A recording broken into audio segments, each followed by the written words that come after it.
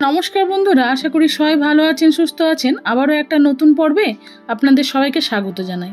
আজ এমনই একটা রেসিপি নিয়ে চলে এসেছি বন্ধুরা, প্রত্যেকের পরিচিত এবং আমরা প্রত্যেকেই কম বেশি এটা বাড়িতে বানিয়ে থাকি। আর ততটাই খেতে সুস্বাদু, স্বাস্থ্যকর একটা রেসিপি। একদম ইউনিক স্টাইলে আপনাদের বানিয়ে দেখাবো আজকের এই রেসিপি। তাহলে চলুন শুরু করা যাক। আমার আজকের রেসিপি সেদ্ধ ভাত বা ফেনা ভাত বা খিচুড়িও বলতে পারেন, কিন্তু খিচুড়ি ঠিক নয় এটা। চালে ডালে ডাল নিয়েছি, মুসুর ডাল 1 বাটি আগের থেকেই ধুয়ে রেখেছি। সেদ্ধ চাল নিয়েছি, ভাতের চাল নিয়েছি, একটু মোটা দানার যে চাল সেটা নিয়েছি। আপনারা এই একই রেসিপি গোবিন্দভোগ চাল বা মুগ ডাল দিয়েও করতে পারেন, বা ডালের পরিবর্তে শুধু চাল দিয়েও করতে পারেন। তবে ডাল দিলে টেস্টটা বেশি ভালো লাগে। নানা ধরনের সবজি নিয়েছি ঘরে থাকা। নিয়েছি একটা পেঁয়াজ একটু বড় সাইজে কুচানো, বেশ কয়েকটা রসুনের কোয়া আর 2টো কাঁচা লঙ্কা। ফোড়নের জন্য লাগবে 2টো শুকনো লঙ্কা, 1 মুঠো কারি পাতা, 1/2 চামচ জিরে আর 1/2 চামচ সর্ষে। আজকের এই রেসিপিটা আমি কড়াইতেই করে দেখাচ্ছি বন্ধুরা, তবে আপনারা চাইলে প্রেসার কুকারে করতে পারেন বা হাঁড়িতে করতে পারেন। প্রেসার কুকারে করলে সেক্ষেত্রে চাল বা ডালের পরিমাণটা হিসাবে আপনাদেরকে সিটিটা দিতে হবে। যদি গোবিন্দভোগ চাল হয় তাহলে সেক্ষেত্রে সিটি কম লাগবে, যদি মোটা দানার চাল নেন সেক্ষেত্রে সিটিটা বেশি লাগবে।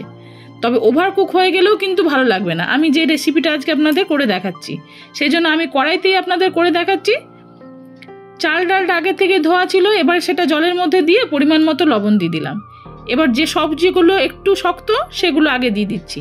পেঁপে দিলাম, গাজর দিলাম আর দিয়ে দিলাম আলু।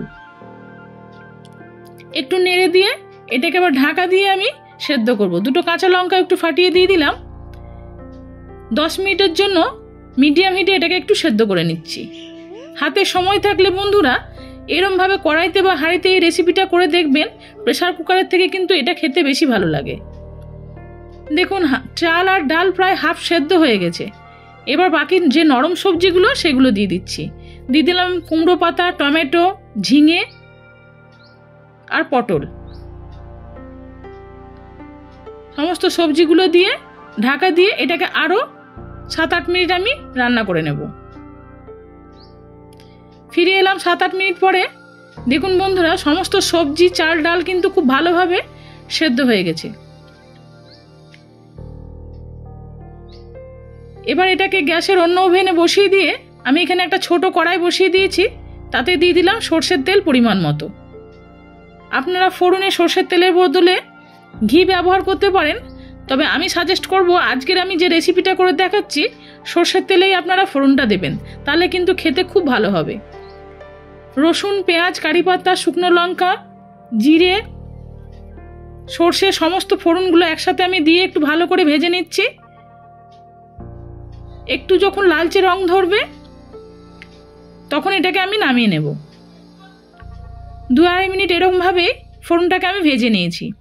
দেখুন খুব হালকাভাবে ভাজা হয়ে গেছে। এবার আমি এটা ঢেলে দিলাম।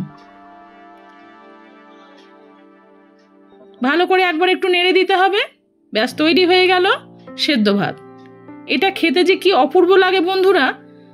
আপনারা হয়তো অনেকে এরমভাবে খান না, কিন্তু একদিন এরমভাবে খেয়ে দেখুন, এটার টেস্ট কিন্তু অমৃত লাগে যাকে বলে। গরম গরম পরিবেশন করছি দেখুন আজকের এই সেদ্ধ ভাত সবজি দিয়ে। আজকের এই রেসিপি আপনাদের কেমন লাগলো আমাকে কমেন্টে জানাবেন।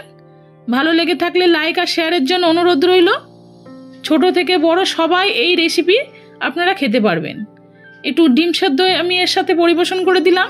আপনারা যদি চান তাহলে পরিবেশনের সময় একটু ঘিও দিতে পারেন, তবে আমি ঘি দিইনি। যদি রেসিপিটা ভালো লাগে তাহলে আমাকে কমেন্টে জানাবেন বন্ধুরা। আজ আসি, আবার অন্যদিন অন্য কোনো নতুন রেসিপি নিয়ে আপনাদের কাছে ফিরে আসবো। নমস্কার।